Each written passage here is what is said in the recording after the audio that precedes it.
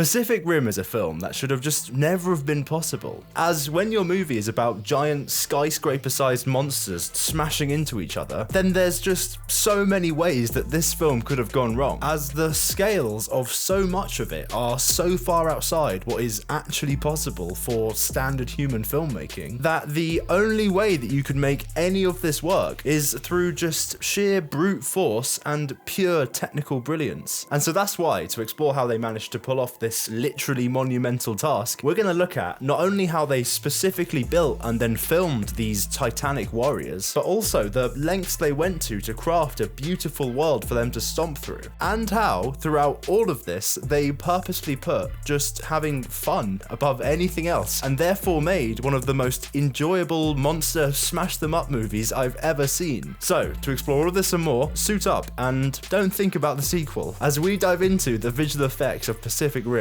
But before we get to that, I wanted to introduce you to the fantastic multiplayer action game that has sponsored today's video, Warthunder. Because Warthunder is a thrilling, large-scale, free-to-play action game that allows you to dominate land and seas and skies in these intense, lifelike battles that take place all across the globe, with the game offering a massive array of choices from the prototype vehicles of the mid-20th century to the very present day of weaponry, all of which allows you to experience everything from guided missiles to thermal vision to even nuclear strikes. And what I really like about War Thunder is that every vehicle has its own unique characteristics and their own customized damage system. So whether you want to break through enemy lines in a tank, or provide air support, or engage in epic dogfights, War Thunder and its cutting edge graphics can keep you constantly immersed in a dynamic military blockbuster. Because what's really cool is that with the latest update, Firebirds, the game now supports ray tracing, meaning that it now has fully realistic shadows, lighting, and reflections, in addition to tons of graphical improvements and being optimized and enhanced for the PS5 Pro. All of which means you can now experience the game's new F-117 stealth aircraft and F-15 and Su-34 in the best possible quality. So download War Thunder for free on PC, PlayStation, and Xbox using the link in the description, because new players and those returning after a 6-month break will receive special bonuses like the Eagle of Valor decoration and 100,000 silver lions. And finally, you can also fully immerse yourself in the exciting battles in War Thunder Mobile, which is an epic mobile multiplayer action game. So download and play that for free on iOS or Android using the link in the description. And with that, now back to the video.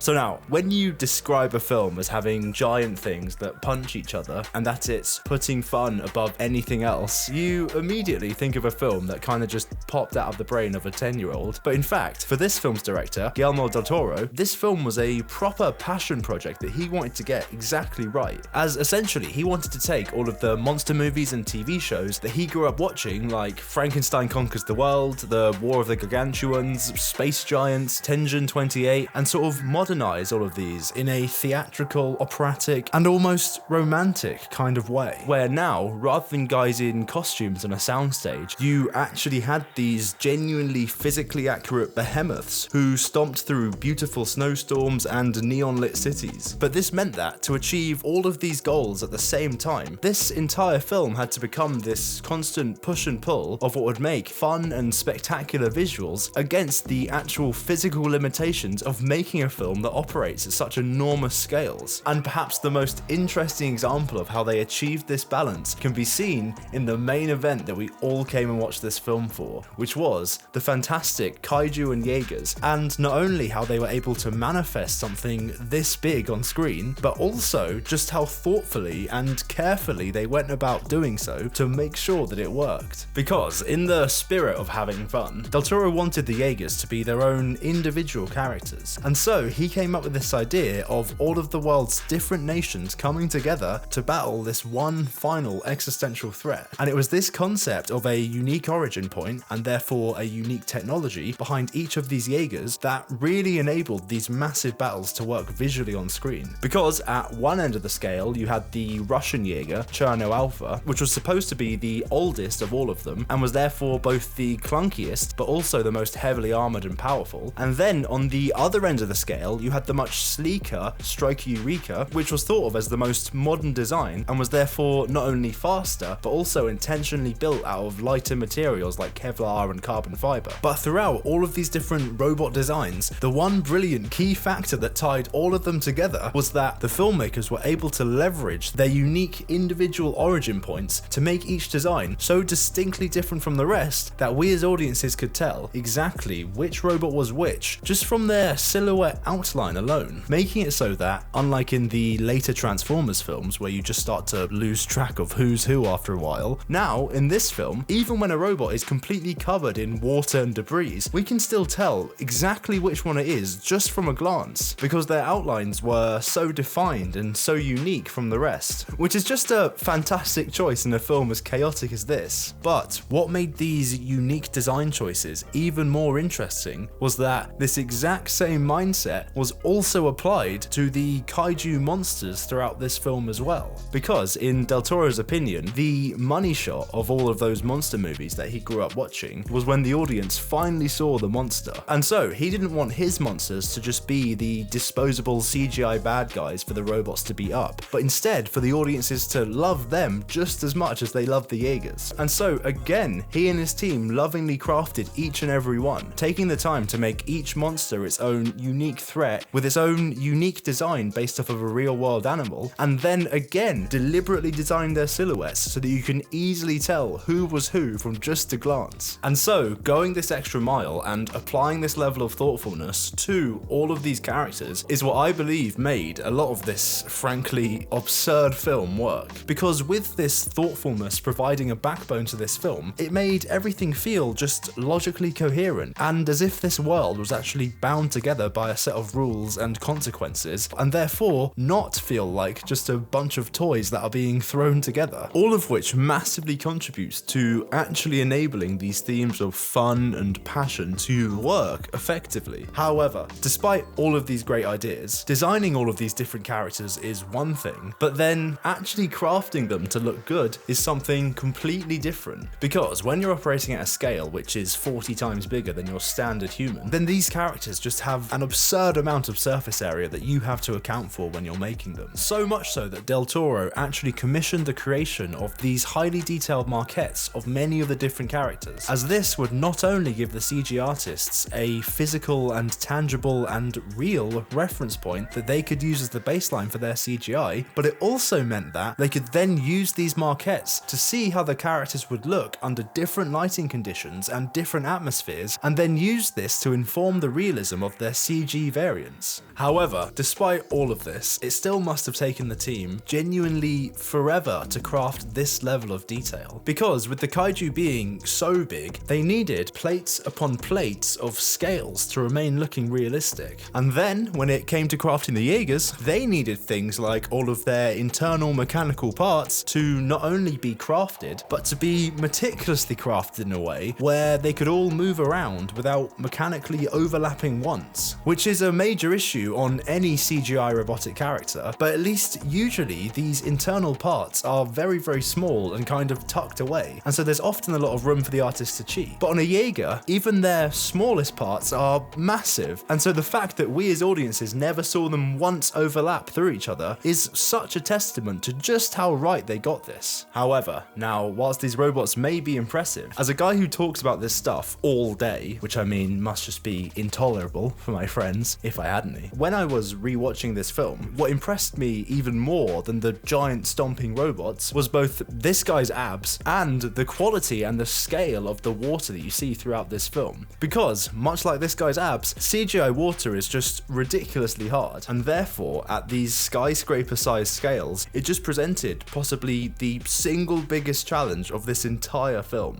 Because to create photorealistic fluids, what you'd have is a computer simulation that's been set up to act like water by pushing and pulling these points around in a watery way. But because water in real life is actually really, really detailed, both in how it physically looks, but also in how it moves and flows, it means that to get a good looking simulation, you have to put an absurd amount of these points into it to mimic that detail. As water simulations are kind of like pixel resolution on YouTube, where the more points or pixels pixels you put in, then the better it looks. But the problem with this is that, much like with YouTube, the higher the quality, then the more time it takes for the simulation to calculate and load. And these load times are made even worse by the fact that the bigger the body of water, then the more points you need to maintain that high level of quality across it. And therefore, all of this means that when you're working with the gigantic bodies of water that surround these characters, then these simulations were so slow and required so many millions of points to look good that it would often take the Pacific Rim team literally an entire week to calculate each of them. And the icing on the cake of all of this is that when I say it's a computer simulation, it does make it sound like it's the computer doing all of the work here. But of course, in reality, there's almost always a poor, probably underpaid visual effects artist sat there meticulously tweaking this water at like 2 in the morning to make sure it looks exactly right. Because Del Toro didn't want these simulations to just be some byproduct of the characters moving through the water, but instead for them to be majestic, and therefore treated it as if it was its own character which he could cinematically guide to crash into these warriors in the most aesthetic way possible. And so, considering that for each little bit of this art direction, the artists were essentially just painting in the dark, as they'd have to wait an entire week to see the results of the simulation, and also considering just how much water there is on screen, from rain to mist to whitewater to the waves, I really think this is one of the most technically impressive bits of CGI that I've ever seen, and it's all used so subtly that we don't even stop to appreciate it. And so you know what, I'm gonna say it. The water is more impressive than this guy's abs. Sorry, mate. And so, beyond the water, the second star of the show that gets completely overlooked is how they both completely built and then completely destroyed entire cityscapes for this film. Because due to the immense scales of these characters, basically every single time we see one of these guys, it's in a completely computer-generated environment. And so that means both these entire oceanscapes and these entire cities are fully CGI. And so I've already covered the building of cities in another video, so I won't bang on about the technical side of it here. But what I found really interesting about the city building in this film is how, again, the scale of the filmmaking had an effect on pretty much everything. Because firstly, in real life, the streets of Hong Kong are actually much tighter than this. And so, to allow these giants to actually be able to stomp through them, the Pacific Rim team had to deliberately go through and make their city much wider than the original. And secondly, because of the sheer levels of destruction that these robots would pour across the city, the visual effects team also had to go through and remove and replace a lot of the more famous buildings. Because apparently you need permissions to destroy a building in a film, and a lot of companies didn't want their building being destroyed, which is just ridiculous, to be honest. Like, oh no, the stock price is falling because our building was destroyed in Pacific Rim. And so, speaking of destroying the buildings, from a technical perspective, I won't go too deep into that now either, because it's somewhat similar to the water, where it's powered by an art-directable computer simulation that just takes forever to calculate. But what I found really interesting about both the destruction and the water simulations in this film was that because these simulations were so huge, they kept on completely covering up the performances of these giant warriors. And this again ended up being a literally massive nightmare for the visual effects team. Because with these simulations being dependent on the movements of the characters, you know, they're based off how that robot hit into the building, then of course they get calculated after animation in the visual effects pipeline. And so this meant that the animators would spend hours getting the perfect cinematic dramatic pose which ticked all of Del Toro's boxes, and then a simulation would come along and be generated based off of all of that movement and just completely cover up all of that hard work with a big splash or loads of debris. And so this was another thing that had to be meticulously balanced and go through a whole bunch of iterations to get right. But you know what? This wasn't even remotely the biggest problem that the simulations in this film caused when it came to the animation. And so this brings us to the second contender for the single biggest problem in this film: the speed of the animation and its relation to the size of the robots. Because this speed to weight ratio was something that we covered in the Transformers video as well. But here, it was literally a much bigger problem. And that was that the filmmakers wanted to keep these fights fast-paced and dynamic, but with a 40:1 robot to human size ratio in this film, having them move genuinely quickly just became a physically impossible nightmare. And to properly describe just how bad this is, the film's visual effects supervisor, had a really nice quote about this in this fantastic interview with FXGUIDETV. One of them for me was to try and continually remind the folks how big these creatures are. When we have the actors doing a punch like that, you think about, all right, so how fast is that actor's fist going at that moment of impact? It was stationary here, and then by here it was going, what, 20 miles an hour. So you multiply that by factor 40, and now you're going faster than the speed of sound. So you have an object that weighs at least as a couple of city buses, that goes from 0 to faster than the speed of sound in less than a second. Yeah,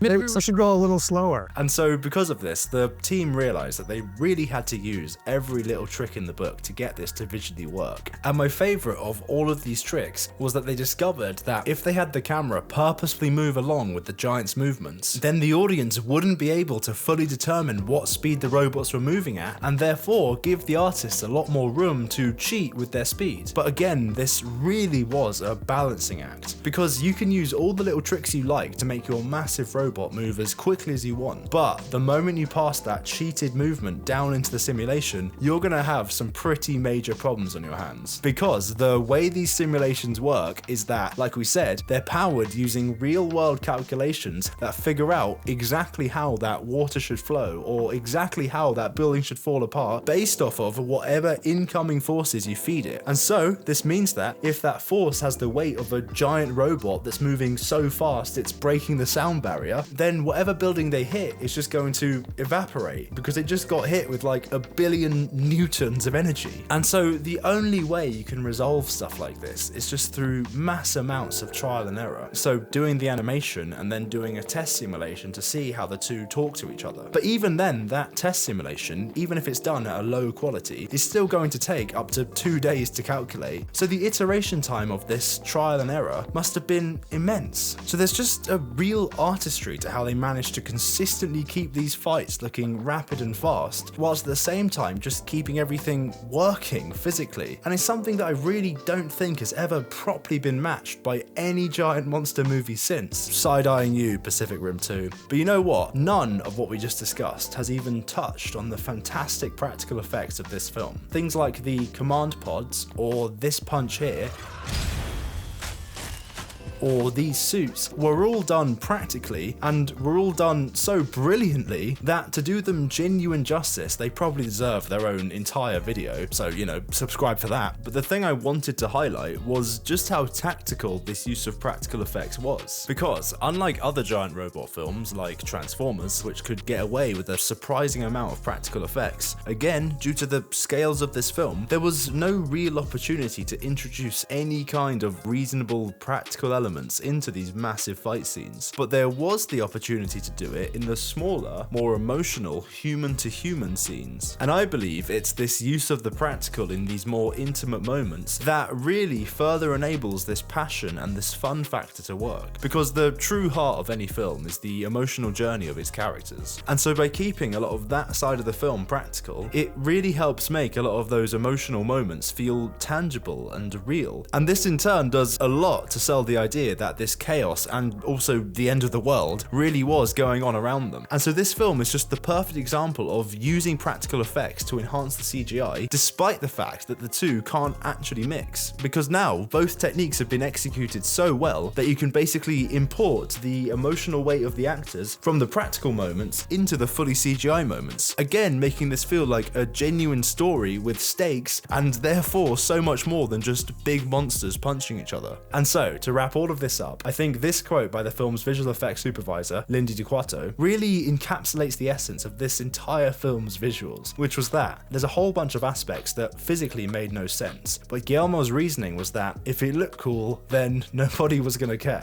Now here she's specifically talking about the scene where Gypsy gets sent up into space and then falls back down again, but I honestly think that this is a description and a mindset that extends to the entire film's visuals, that by choosing to have fun within very thoughtful limits, this film takes a lot of ideas that could have gone really, really wrong and then executed them so tastefully that we were treated to something that really, really worked. But what do you guys think? Please let me know your thoughts in the comments below, and if you like this video then please like, subscribe, hit the notification bell, and join our Discord if you want to see more. And also I just want to thank all of my Patreon subs for their support and for helping keep these videos as high quality as possible.